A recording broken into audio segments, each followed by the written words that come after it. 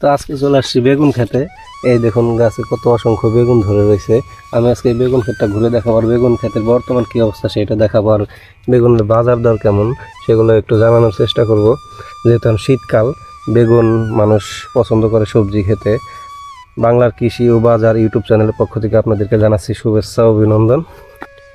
এখন এক একটা গাছে কি পরিমাণ বেগুন ধরে রয়েছে, আর এই যে পাতায় হচ্ছে এরকম পাউডার বীজ দিছে, যে এই কারণে যেহেতু পাতার কালারটা একটু এই যে এরকম লাল হয়ে যাচ্ছে আর পোকামাকড় ধরে, সেই জন্য এরকম পাউডার বীজ দিয়ে রাখছে যাতে পোকাগুলা ঠিক হয়ে যায়। যে দেখুন ক্ষেতটা বেশ বড়ই, আপনাদের একটু উপর থেকে ক্ষেতটা দেখাই, দেখুন কত বড়।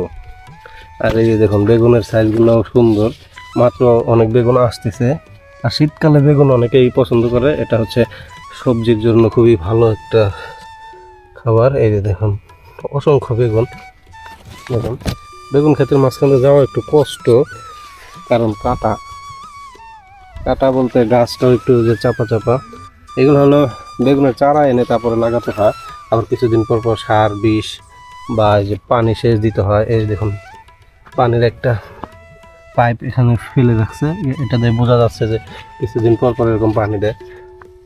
এই যে বেগুন, এখন অসংখ্য বেগুন ধরে আছে। এই যে একটা কাকতাড়ুয়া রাখছে এখানে, যাতে এখানে পাখিটা কিনা আসে।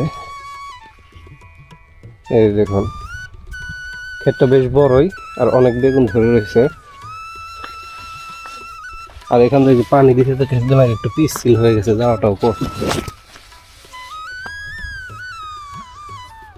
সব মিলে এখন বেগুনের দাম বাজারে বর্তমানে 50 থেকে 60 টাকা বা 40 টাকা এরকম বেগুনের কেজি যা। দেখুন প্রচুর পরিমাণে বেগুনের এই যে ফুল আসছে, জালি, এই ফুল থেকে হচ্ছে বেগুন ধরে থাকে। আর বেগুন খুব সেন্সিটিভ জিনিস, কারণ এটার ভিতরে হচ্ছে বেশি পোকা লাগে। আপনাদেরকে একটু বড় বড় বেগুন দেখাই।